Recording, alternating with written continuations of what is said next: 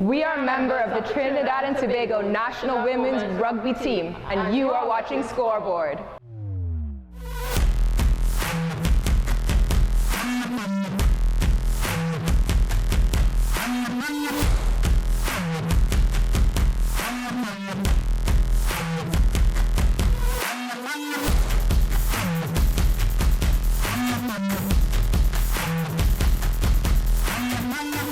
Good evening, Trinidad and Tobago. Welcome to another edition of Scoreboard here on ICNTT. We are on air every Tuesday evening between the hours of 8 to 9, where we talk sports. I'm your host, George Matheson.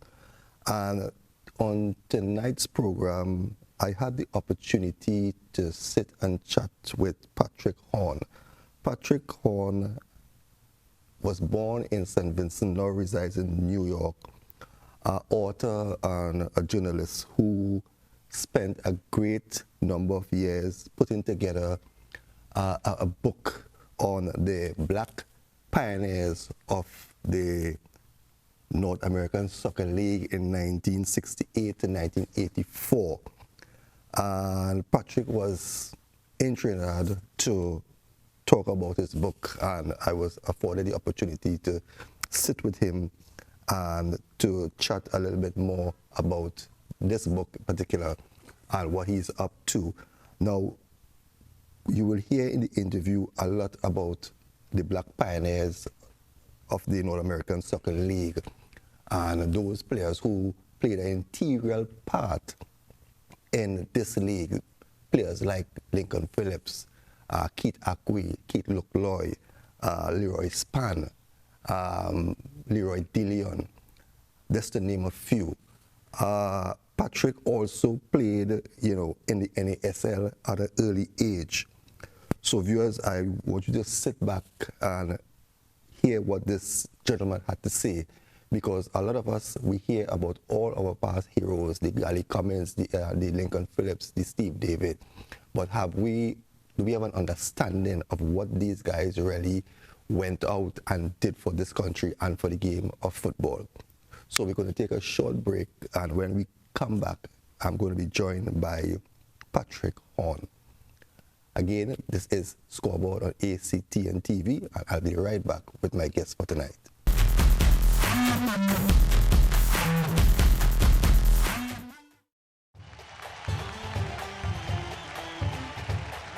Now changing your question. What I would say, Steve, is this.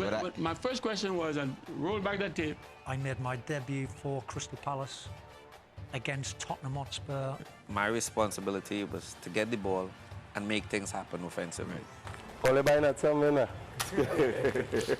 all the time we've played together, I've always been the decoy. Welcome to Field of Dreams on ACTN. My name is Steve David, and I'm your host.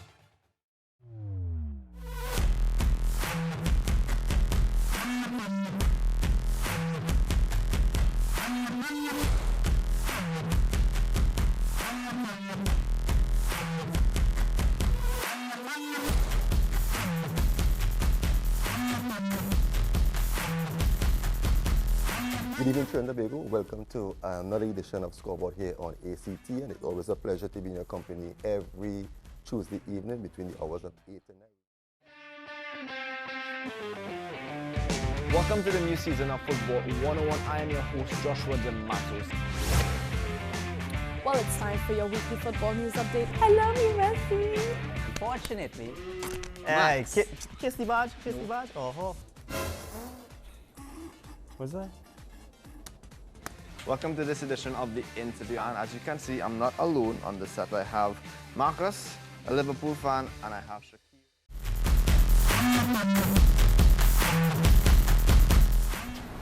Welcome back, Trinidad and Tobago. Welcome back to ACTN TV. Mr. Horne, may I call you Patrick? Patrick is fine. Now, as I said in the opening, born in St. Vincent, grew up in the States, follow a lot of the North American football league in the 1960s. You had the privy to see most of our international stars, the Lincoln Phillips, the Warren Archibald, all those guys who really made a great impact in football Trinidad and Tobago. Now, before we get into that, tell us a bit about Patrick. Okay. Well, again, you talk about the Trinidad legends. I used to hear about them before I left St. Vincent. I grew up in St. Vincent in the Grenadines and always played football. Football and cricket were my sports. And when I was young, I used to listen to Intercal. And I would hear Rapinos talking about Archibald, Dillian, Archibald down the wing, the ball went from Dillian to Archibald takes it, he gets across, and then there's Bunk to score, Cave in the middle. I used to hear those commentaries. You know, Rondon, Dillian, Archibald, Bunk to score, Cave, all the St. Benedict's boys. And then I used to hear the chant when QRC played QRC, we want a goal, you know. So I came to New York when I was a youngster, 1968. Now when I came to New York in 1968, of course, continued to play soccer. But I noticed there was an advertisement for the New York Generals, which was the NASL hadn't started yet. There was a league called the National Professional Soccer League. And there was a team called the New York Generals, played in the old Yankee Stadium, the baseball stadium. And I heard these names because they advertised to the Caribbean community. And I heard these names. I heard Stedman, I heard Dillian, I heard Archibald. And I said, wait a minute. These are the fellas I used to listen to 3, 4, 5 years before I came here. So I have to go up and take a look. I went up there, and from that time I have not stopped following all the black players, and especially the Caribbean players from Trinidad and Tobago who came up to New York to play. The Generals lasted like 1 year, and then they joined the North American Soccer League. So again, just going back to my Vincentian days, I was born and raised there, grew up playing the sport. You know, it's a major sport in St. Vincent, and I knew the names, you know, I knew the Maple guys, the Cornels, the Ali Youngs, you know, Lincoln Phillips, you know, Tyrone DeLabasty. So I followed football and a lot of Trinidad football before I came. So it struck a chord in me when I heard those same names in New York. And that's where it started. And I played high school there. I made my New York State All-Star team. When you make that team, they have a big dinner. And scouts from all over the U.S. come, because this is the late 60s, early 70s. Football was still growing there. So coaches would come to New York where a lot of the foreigners are, and look for the best players who can do well in college, and also you know, play football for them. So I got a scholarship. I grew up in Brooklyn, went to Tilden High School in Brooklyn, made the All-Star team for about 3 years there. I spent 3 years in high school, and got a scholarship to the Midwest, to Southern Illinois University at Edwardsville. So that's my start, and that's how I continued to play the sport. And it was a good opportunity for me. It would have been much harder now, but back then, you know, the sport was still growing, so they were looking for players. So Southern Illinois University was my stop. Interesting thing, one of the fellows that we're going to be talking about is Lincoln Phillips. And I used to hear about Lincoln Tiger Phillips, you know, because he was the Maple keeper. He was an Army man as well. And my senior year at Southern Illinois University at Edwardsville, we played against Howard University, which was coached by Lincoln Phillips. And Howard was the national championship in '74. So they came to Southern Illinois University in they had something called the Final Four. So it was the Final Four teams throughout the whole country. So Southern Illinois played Howard University, and we beat them, I think, 3-1. On that Howard team was Keith Lockloy was there. Keith played right back, and you had Trevor Leiber was the captain, right? Keith Toller, Jamaican, in the midfield. Ian Bain was in the midfield for Howard at that time. So I met a lot of the Howard players, and for the first time I met Lincoln Phillips in person. And from that time on, Lincoln and I became good friends. I kept in touch with him and so on, because I got out and wound up playing professional in the same North American Soccer League. So I became very good friends with Lincoln. So let's go back a bit. At that time, the North American League was going on. It started in 1968. Now, there were 2 leagues in the U.S. There was the United States Soccer Association, which was sanctioned by FIFA. However, it was a regional league, only on the West Coast. Then there was a National Professional League where Lincoln and a lot of those guys played on the East Coast. FIFA would not have, you know, they wanted to involve all of America. So the FIFA directive was the USA, the United Soccer Association, must merge with the NPCL, because the US Soccer Association was on the West Coast NPCL was on the East Coast, where Lincoln and those guys and Washington and New York. Once the merger became final in 1968, that was the start of the North American Soccer League. And that's the league, it's the first outdoor national professional soccer league. And that's when they brought in, it really wasn't a North American league per se. It was really a lot of foreigners who came in, because at that time you had to show good soccer if you wanted to encourage the American people to look at it. You know, there weren't enough good players coming out of the colleges or in the local regional leagues, ethnic leagues. So the North American Soccer League started. And it's important to know that this is the league that really told FIFA and the world that soccer is a viable sport in North America. That's why the NASL is very important. And in the NASL, of course, a lot of black players came. Black players came from Africa, Central America, from England, lower divisions in England, some players from the top divisions, and a lot of them from the Caribbean. And interestingly enough, a lot of the guys who came in from the Caribbean were very good.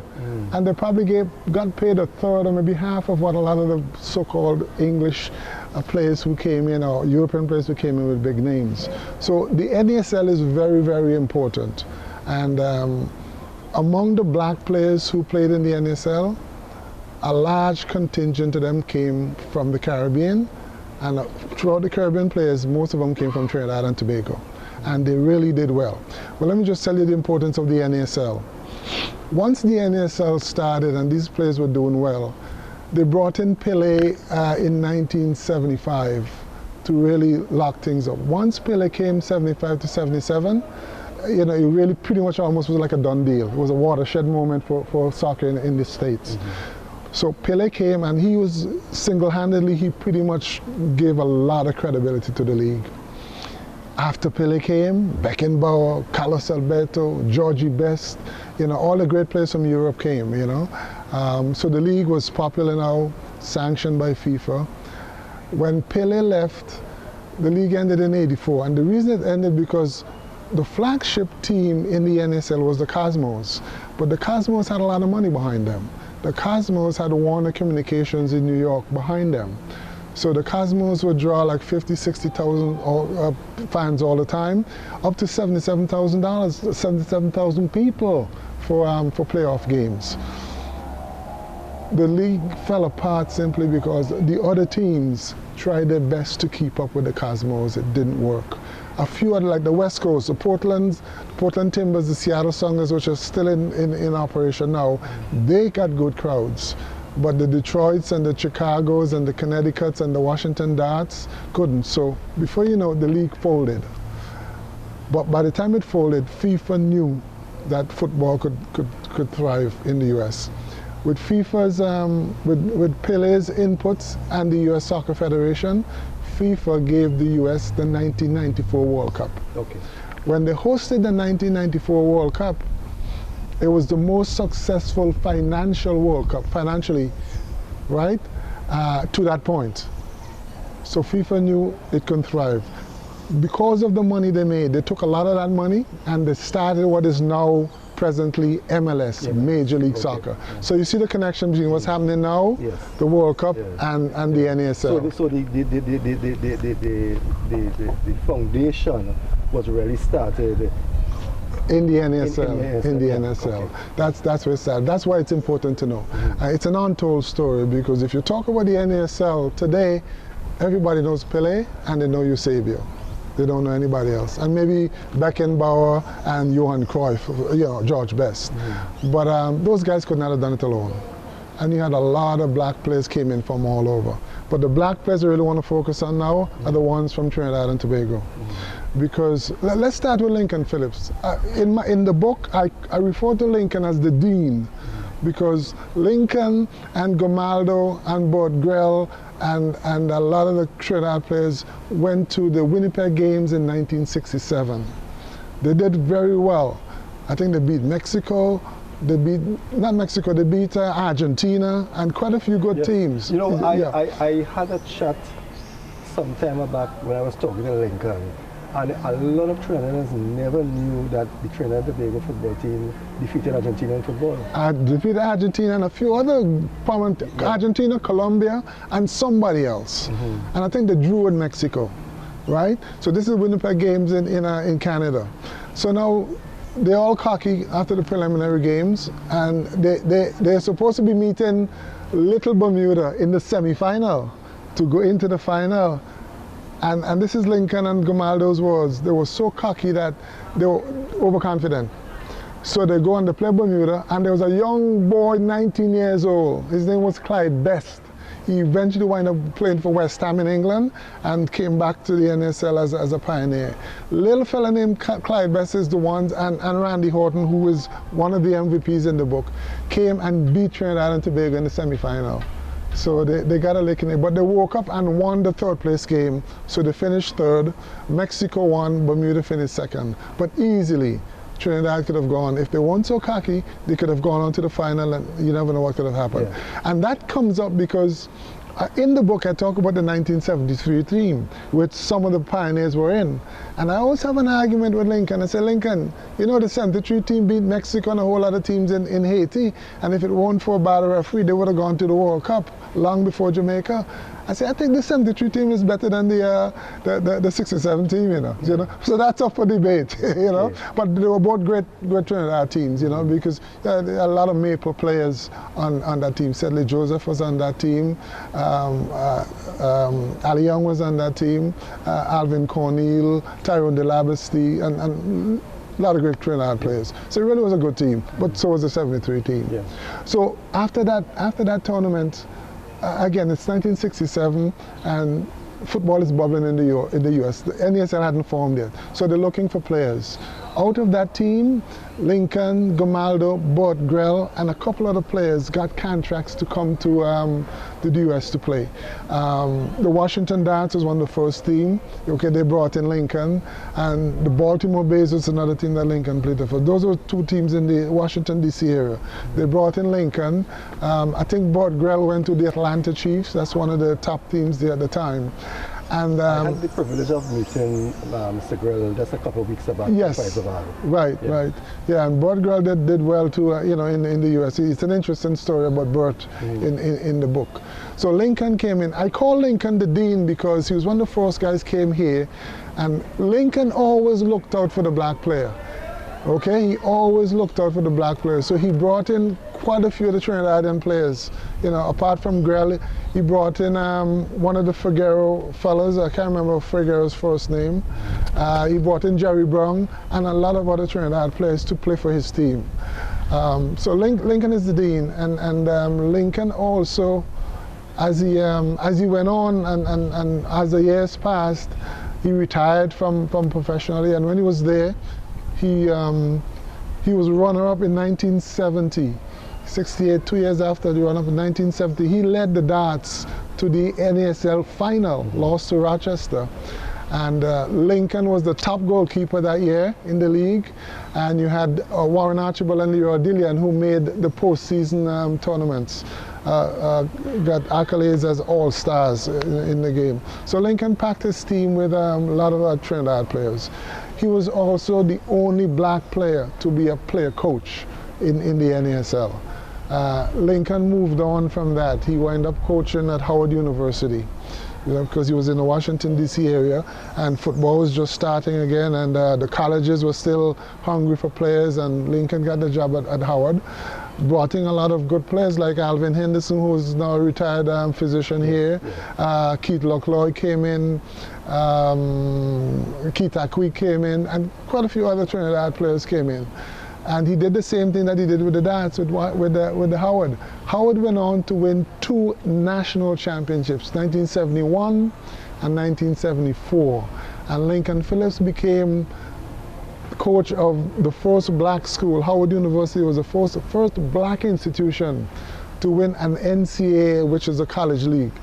The top college league, Division I college league, the first black institution to win a national championship in any sport. Football, basketball, in any sport. So Lincoln became a legend there. He went on to coach he had a camp for many years where he turned out quite a few players who went to college and went on to play for the U.S. You know, guys like Desmond Armstrong, who played for the U.S. team, Casey Keller, the goalkeeper, quite a few goalkeepers that he coached. I can't remember their names now. Tony Mayola. Remember, he was outstanding goalkeeper himself. Exactly. So he coached three goalkeepers who went on to play for the U.S. national team, and other players as well.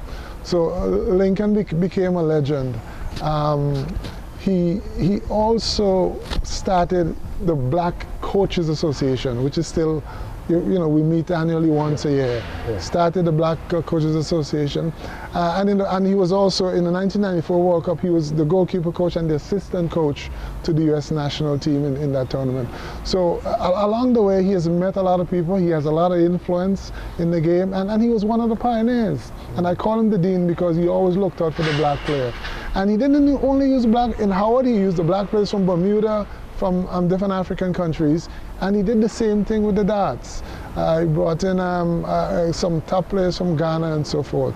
So Lincoln is, you know, he's entrenched. You know, he's very well known. People look to him for advice, and in fact, I think he's being honored.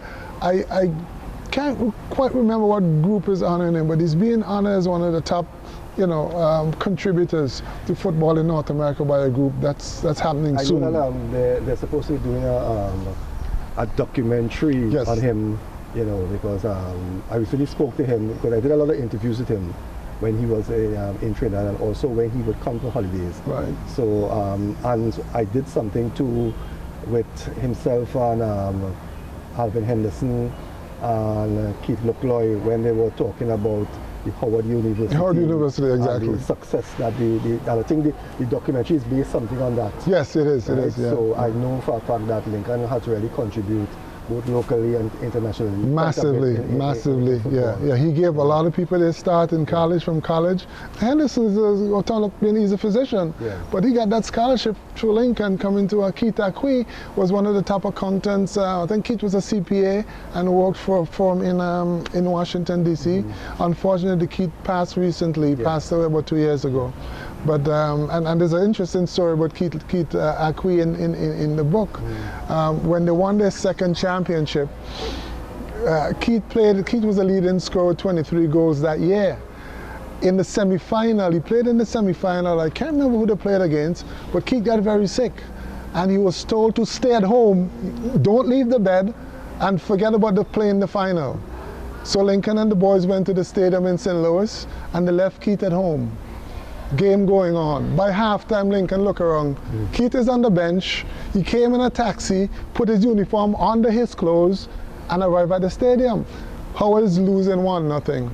Lincoln said, Keith begging him to go on the game, and he says, well, he's got, you know, you got a trainer that told him to stay at home. You got the school. You know, you don't want to use a player if the trainer says no, don't use him. You could have problems when you go back to Howard with the athletic director and the president. Well, they're losing. And Lincoln says, Keith kept asking him, and he said he eventually relented. So Keith Akui gets into the game, takes his clothes off, uniform into the game. Didn't score, but from the time Keith hit the pitch, it lifted everybody's spirits. Howard came back, bam, bam, 2-1. They beat St. Louis University, which was a national champion many times. Yes, I recall that story. Yeah, you heard that story. And he said Keith was one of the more passionate players. He was very fast. They call him Bronco. Speed for days. Couldn't catch Keith. So that's the kind of thing, that impact that Lincoln had, you know, on players, you know, on the college level and in the professional level. And he brought in quite a few players. Lincoln had great performances against Pelé, because at that time Santos and Eusebio's team at Benfica always toured the US. And Lincoln had a couple of games against Pelé, and he has pictures of him making saves against the great Pelé. You know, and at one point he was called one of the greatest players to ever come out of the North American Soccer League, you know, which he was. So that's Lincoln Phillips' story, and he's done quite a bit. And again, the Black Coaches Association is thriving. You know, and Lincoln is now on to another project that he has, and really I don't know how much I could talk about it, I don't know how much he let me speak about it, but the most I could say is he's on the move, and he has a plan to force MLS to start developing programs to train young blacks in administrative, in marketing, you know, in coaching, you know, in the medical field as well as trainers. And that was done by the NFL, the National Football League in the US, yes. Because there weren't too many black head coaches, there weren't too many black assistant coaches and so forth. So the NFL owners had pressure to develop programs to bring blacks in. When you look in the NFL's team, 70% of all those players are black players in the NFL, but you don't have any black coaches. We are carrying the league, we're creating excitement, we're generating money for you. Well, you need to turn some of that money back into, you know, into the blacks and help them to know if we could do it on the field, we could do it as coaches, you know, and we could do it as marketing people, administrative people. We could become presidents of those leagues. So that's Lincoln focus in terms of football. You know, so he's, you know, I can't say enough about what he's done. Some of the players that Lincoln brought in were, he brought in Warren Archibald and Leroy Dillian. In the first 10 years of the NASL, the first 10 years, which is more than half of the league, 3 black players were MVPs. Randy Horton was from Bermuda, right? He is an exceptional story. He was the first one in 1972. He played for the Cosmos, and he led the Cosmos to the Cosmos' first NASL championship. The Cosmos went on to win, I think, 5 more. But Randy Horton was the leading scorer. He was Rookie of the Year in 1971, and in 1972 he led the Cosmos to their first championship. Warren Archibald and Steve David were the other 2 black players to become MVPs. Warren was in 1973 when he played the Miami Toros. Yeah. And it was Warren who brought in Steve to there. Steve had, you know, opportunities to go abroad and play in England and so on, but I think, you know, they looked at him as a black player and didn't give him, didn't offer him the kind of salary that he wanted, that he thought he deserved. So Steve and Warren are good friends. They're all Point fellas. They're from South. Steve brings over Warren in 1974. By 1975, Steve David is the leading scorer in the NASL. And Steve played with a lot of great players in the league. But back to Warren. Warren was quick. He was fast. Okay? So all you had to do was put Warren on the wing. And one of the quotes in the book about Warren was that the Washington Dats and Miami Dolphins, they used to try to isolate Warren one-on-one with defenders on the wing. So you know who's going to win that game. And not only that, when I chose photographs for the book, if you notice, I don't know if the folks could see it, but we got Warren Archibald here, if you zero in on that, and if you notice, Warren is leaving a player behind. There's a player on the ground trying to tackle Warren. He's already skipped over the player and he's gone. The player's on the ground firing his leg, and if you notice, Warren beyond them, he's gone. That photograph typifies Warren Archibald's career in the NASL. And in the back of the book, there's a lot of statistics, so when folks get it, they could see all the goals that Warren scored. Warren is about all-time, in the NSL, he's about 6 or 7 leading scorer in the league. Okay, Steve David is second in scoring in the league among the black pioneers. But Warren Archibald, speed for days, you know. In an exhibition game, and this was in 1967 before the NSL, when he played for the New York team, the Generals. There was a game against Santos of Brazil. Warren Archibald, Santos won the local team beat Santos 5-2. Warren Archibald had a hat-trick in that game. And this was against Pelé and Santos. It is true Santos were traveling and they were touring and they might have used a few, you know, players that are not regular starters and so on. But nevertheless, this was Santos. Pelé played. Pelé played. I have pictures of Pelé and Warren after the game. So here's Warren Archibald scoring a hat-trick against one of the top teams in the world. And everybody wanted to see Santos, good team. So Warren did well for the league. He's retired now and lives in Pennsylvania, in New York with his wife, and he's doing well. You know, and every time I visit Warren, I keep telling him, oh, he's got a lovely house. I keep telling him, I want to steal this house, take it back to New York. But Warren is good. And Warren helped a lot with the book because he gave me a lot of stories, a lot of anecdotes about the book. When Warren was in New York, and you're talking about early 70s, he did a commercial. It was a beer commercial. I think it was called Schaefer Beer. And it was a poster. And he was telling me, this is a poster that went all over the country. Warren must have made about less than $100 to put his picture on a poster that went all over the world, all over the country, you know. So he talked about those little things that today these guys are, you know, money they get for playing and for doing all this kind of stuff. And those fans, yeah. Yeah, so he did well. Steve David is one of the other, is the other MVP. Steve wound up playing 175 games, 100 goals. You know, so he leads all Black Pioneers in goal scoring. Steve was fast, and again, in the picture I showed Steve power. He had a lot of power, a lot of speed. You know, I met Steve when he was playing with the California Surf, and he lived, you know, in a complex in California. Can't remember quite the area, in Orange County, California. And incidentally, with him, there was the ASL is a lower division to the NASL I was playing, and he had his brothers Ron Lafrere, John Granville, and Roman Romaldo. All three of them, they were all living, you know, in the same area. Roman Romaldo. But they were playing in the second division. Steve was in the first division. But I guess once Steve moved to California, you know, he cooked up with them and they all lived. So when I met Steve, I used to go by there after practice because I was playing in the area too in a lower level team after the NASL. And so I got to know all those guys and we would sit around and talk and so on. But Steve played with quite a few other teams. He played in those as well. But he was very, he was a feared striker. You know, he had the speed and you couldn't stop him. He played with the best. Steve played alongside Georgie Best, the great George Best from Northern Ireland.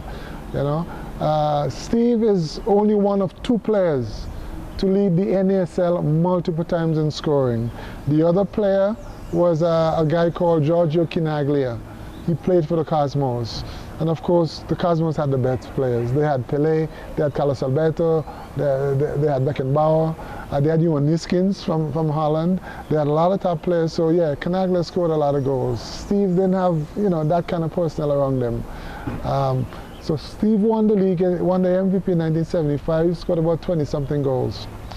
In 1977, 2 years after, Steve led the league again for the second time.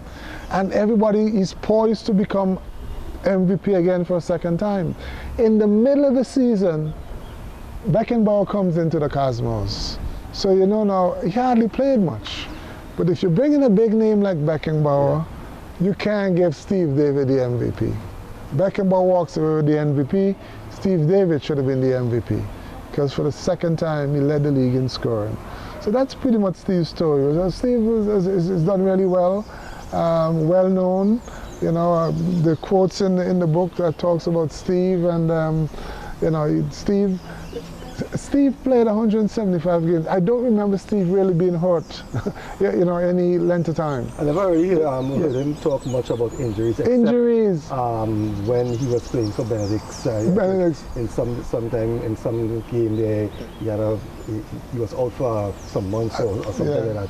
With a broken foot or something like that. But he had a knee problem. Yeah. Spoke about injuries during his professional career.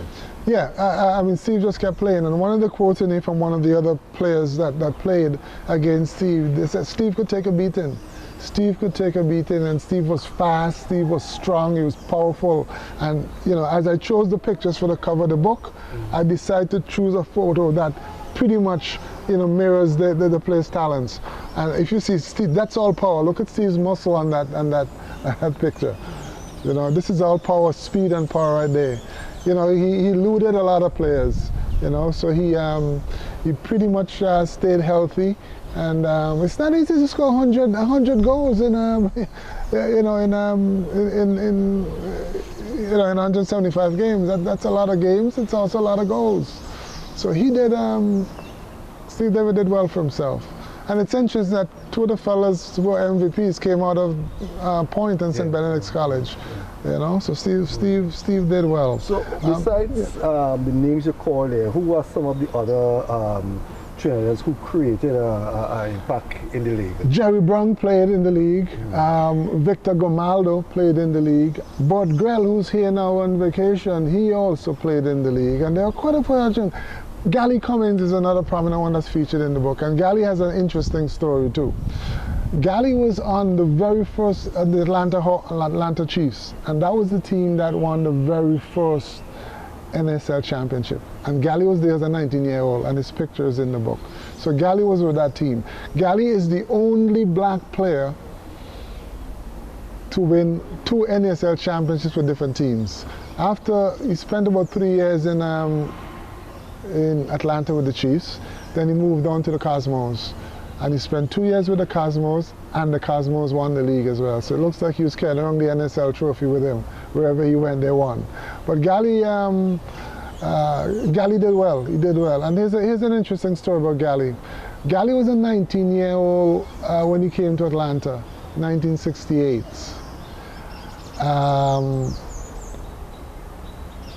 So he and his friends, Alan Cole was a good friend of his from Jamaica, top player, and Willie Evans from Ghana.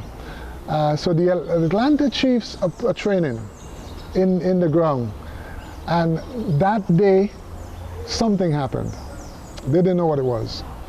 So leaving the stadium now, they're in a car with Alan Cole, Willie Evans, Everett Cummins, and another player from Jamaica called Delroy Scott. Okay, so they're leaving the stadium and they're driving out. When they drove out, they saw massive people all over the streets. Some people crying, some people just, you know, holding each other up and talking and screaming. As they drove out, people started banging on the cars, put your lights on, put your lights on. So Gally said, they turned the radio down. The car dog. And they said, what happened? They just assassinated Martin Luther King. That was the first time they heard about it because they were training. And when they came out, the crowd was just, people were just spilling all over the place. And he said that was such an I don't know, a very interesting moment for him in his life. You know, eventually Gally went to to represent the team. They went to the funeral, which was also in Atlanta, because Martin Luther King was from Atlanta. When he went to the funeral, and this is a 19-year-old boy going to a funeral, all the stars that he used to hear about and listen to when he was a youngster in Trinidad, he eventually got to meet them. He met Diana Ross and the Supremes. He met Harry Belafonte. He met Sidney Poitier. Bill Cosby, Aretha Franklin. He was there holding hands with them, going in the street, walking behind the horse-driven cart that was carrying the body. So that was a very interesting story. Gally said that it changed his life, and he ran into other prejudices when he was in Atlanta. You know, he would tell you that the black players, when they showed the black players houses, when they came to play, they showed them houses in the black neighborhood, whereby the white guys got housing elsewhere. He also told me that in the off-season, because it was a part-time league, in the off-season, the black players had to fend for themselves, go find a job or go back to Trinidad or wherever until come back again. The white players would bring in with the families, and they'll be taken care of, you know, throughout the year, and they were pretty much stay there. So there's a lot of, you know, unfairness dealt to the black players. But, you know, they thrive, they love the game. And another very important thing too is they not only played, their contracts required them to go into the communities and coach schools and clubs and so forth. So they taught a lot of players the game. So let's talk about Leroy Dillian now, class player. You know, when you talk about Dillian, when I ask players about Dillian, in fact, Randy Horton, who's from Bermuda, the first MVP on the cover, when I ask him about Dillian, he says he had the softest touch, you know, and he's one of 2 of the best players that he's played against in the league. But talking about coaching in the community, there's a team, Dillian's son, Nick, plays for Toronto FC. Toronto FC did something very unusual 2 years ago. They won all 3 competitions. It's the equivalent of in England you do the FA Cup, get to Champions League, the FA Cup, and also the league. The Toronto FC team won MLS Cup, which is the MLS Championship. They also won the regular season title. And they also won something called the Canadian Cup, because Toronto, there's a Canadian Cup between Toronto, Montreal, Vancouver, and and another 4 Canadian teams. I can't remember right now. They won that. Unprecedented. No other team had done that. That team was coached by an American player called Greg Vanney. Greg Vanney, at 11, 12 years old, was coached by Leroy Dilian. And when I spoke to Greg Vanney when Toronto came, Greg Vanney told me, he says, Leroy taught us to be very technical players. He says sometimes Leroy would take the ball and a bunch of us 11-year-olds would run around him and we couldn't get the ball from him. So, you know, he credits Dilian for being a very technical player and for learning a lot about the game. So, you know, those guys made their impact in so many different ways, you know, and they really gave birth to the first great American, good American players. Here's the other story about Dilian. In 1989, when the U.S. came here, and, you know, the 1-0 goal going over Michael Maurice's head, one of the players on that team was the same Greg Vanney. And Dilian was saying he was sitting there and bittersweet memories. Sad to see Trinidad lose. But one of the players he coaches was the one who helped to you know, put Trinidad away. So, you know, it was bittersweet for Leroy. And he's one of the players that I came and I really wanted to see because he was considered, you know, a very classy player, interesting player. You know, he didn't score a whole lot of goals, but he had his share of goals. In the beginning, he had a difficult time because, remember, the English controlled. Archie and Steve were forwards and fast. They will play. But if you're a midfielder and you got an English coach bringing over English players, those prime positions going to be taken by the English. So Dilly had a kind of a rough time in the beginning because he was with the Generals, and he got contracts in England, he got contracts elsewhere, but because of the way he was treated when he was with the Generals, he came back to New York. I mean to Trinidad, and he stayed for a while and he vowed never to come back again. What happened was he was a substitute. A player got hurt in the Generals, and he got a chance to play. He scored 3 goals, and those days they gave you a watch when you were MVP. He scored 3 goals in the game, got the MVP watch. The next game, he was not even part of the squad. He was in his own clothes in the stands watching. So he got very upset about that. He came back and he decided not to come back to NSL. And during that time, I think he played for Trinidad in Cuba. And he was, some tournament, he was the MVP of the tournament. So here again, Lincoln gets on the phone. Came back. He came back because Lincoln called him. He came back because Gamaldo, his good friend Warren Archibald, were there. And that's the story. Otherwise, we would not have heard of Leroy in the league. So he came back because, you know, Lincoln took the initiative to bring him back. And he just took off from there. He took off and did really, really well. There's so many interesting stories that you have said so far. But what was the main reason for you to write the book? What was the logic behind publishing this book? Because a lot of what you are saying here now, to me, some I've heard, some is news to me, right? Yeah. What was the logic behind bringing out the book, and what do you hope this book can do to enlighten football followers? It's Black history, okay. And so much of Black history is untold. We have to tell the story. Once we tell the story, people know exactly what we've done, because. And this is the only book of its kind. This is the only book, and it took us 50 years to do it because the league had its 50th anniversary last year, in October last year, when Lincoln and all those guys went. Quite a few of them went. 50 years, and nobody still knows too many about what happened, the black players' role.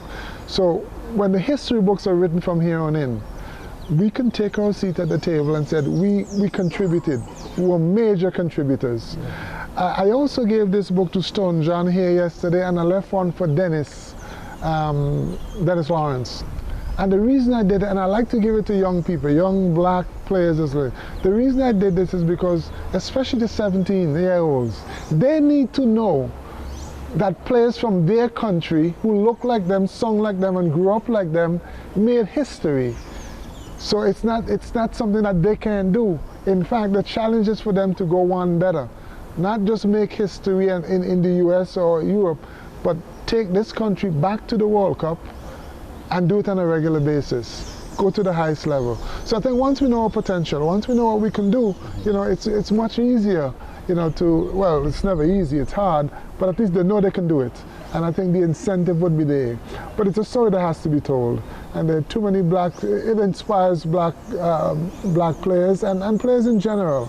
And I think once we know the story, you know, you have to know your history, and you have to know where you came from, so you know where you can go. You know, and that's the reason. That's the reason for it. That's the reason. So the book has already been launched in New York. It's a launch in the States. Yeah. The book can be got on Amazon.com, BarnesandNoble.com, and it could be downloaded on whatever platform you have, Google, iTunes and Google Play. You know, they can get the book there. What is the feedback you have received so far? Well, in New York, we had a very good launching. We had a very positive launching. Lincoln Phillips was the MC, you know, and I think Lincoln has pictures of that. So when he comes on, he'll probably talk about that. Steve David will tell you about the launch. It was really interesting. We had a lot of players. We took the books. We took about 150 books because we were expecting a medium crowd.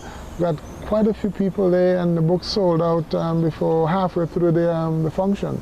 So it really was interesting, and I hope that the book catches on here in Trinidad and Tobago, because again, there's so many Trinidad and Tobago players. Some of them are not even in here. Yeah. So I'm obligated to do a second edition. Okay. You know, because Leroy Span also played in the league, and so did Figueroa, and so did Jerry Brown, and a few others. You know, but they're mentioned in the overview. Yeah, but not featured. They're not featured, and they deserve to be featured. How do you intend to get this book publicized in Trinidad and Tobago to make us aware, you know, of these great men? Well, I'm hoping that shows like yourself, you know, will continue to show this, and pick your time on occasion. I mean, let's say Trinidad and Tobago has one of the new teams, or even the women's teams has a big game coming up. You could run a little news story, a little feature story in the paper on one of these players, just to inspire the players who are going to play next. I'd like to see it as in the libraries here. You know, but you know, everything takes time, so I'll be working on that. Hopefully we'll leave a copy with the Ministry of Sport, and they can get it into the libraries. You know, when kids are out for summer, you know, this may not be a textbook for them, but when they're out for summer, it could be on a summer reading list, because kids would love to read about football. A lot of times they're out of school and they're bored with the books that they have to read, the textbooks that are, you know, part of the curriculum. But in the summer, when they're playing football, you know, they could pick up a book and read about, you know, one of the fellas that, and then they wind up realizing that these guys might be their relatives. Yeah, you know, you never know. So I plan to do that, and of course with the media, I've left copies at the Guardian sports editor and the Express sports editor. I'm hoping to be on with Baptiste on his show tonight. Okay. And hopefully that would spread the word. But you know, I'll constantly return to Trinidad, because Trinidad has most of the players, especially when we have a second edition coming up.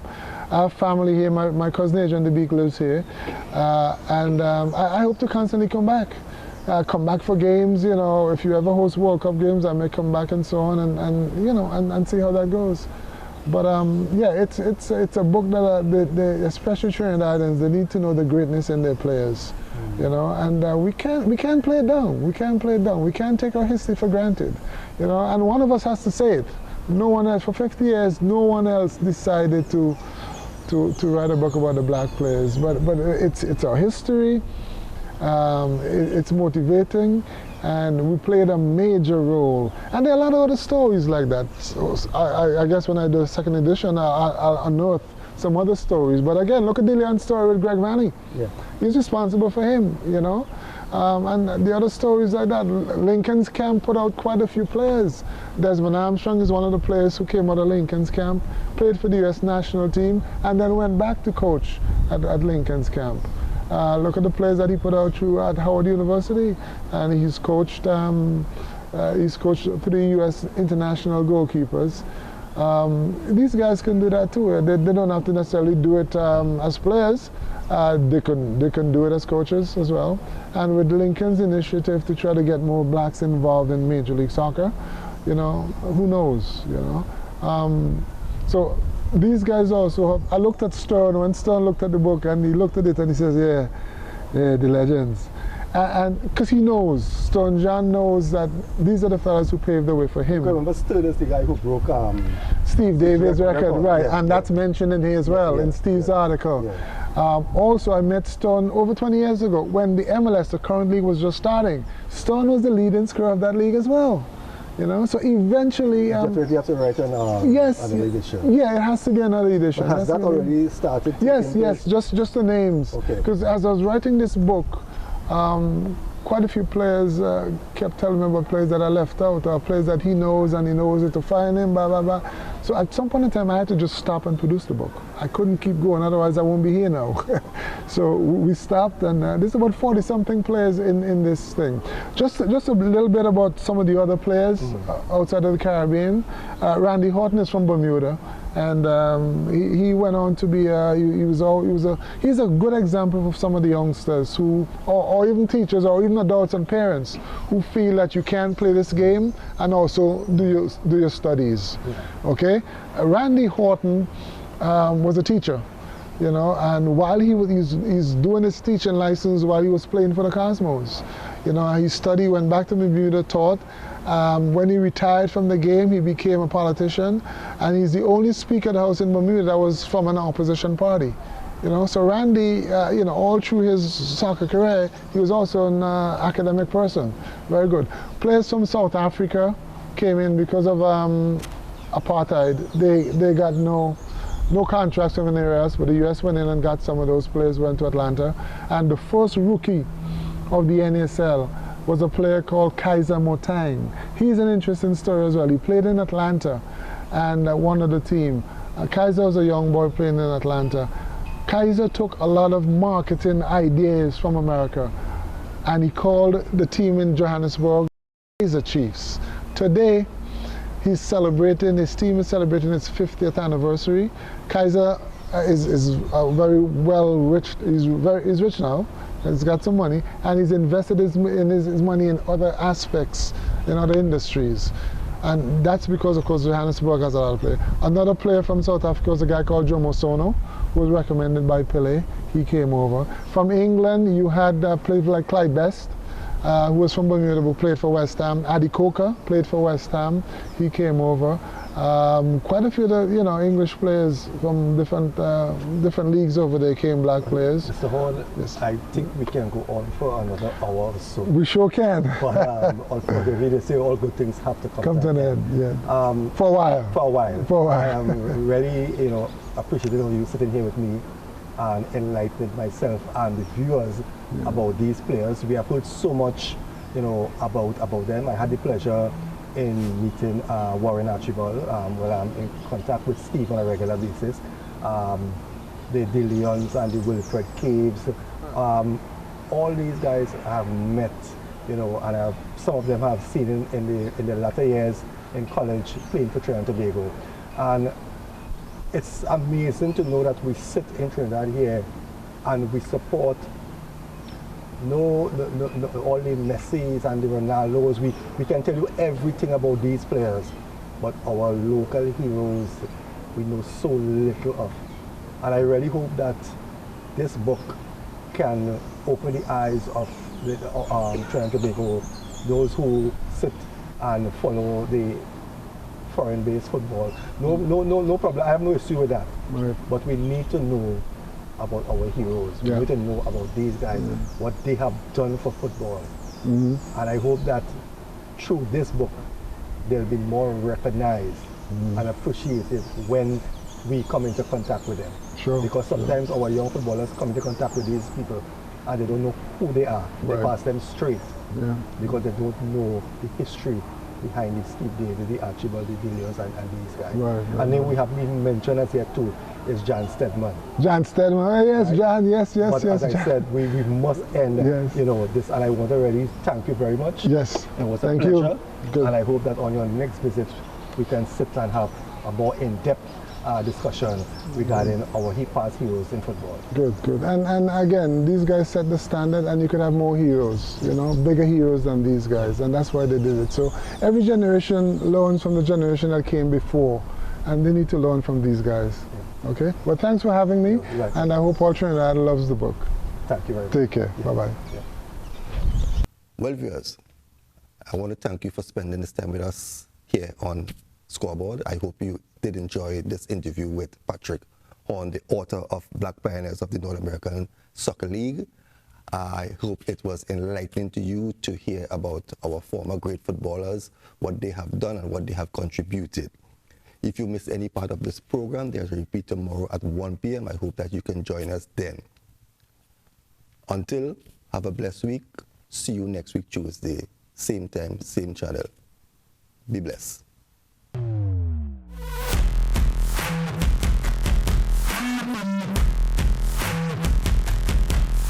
Thank you.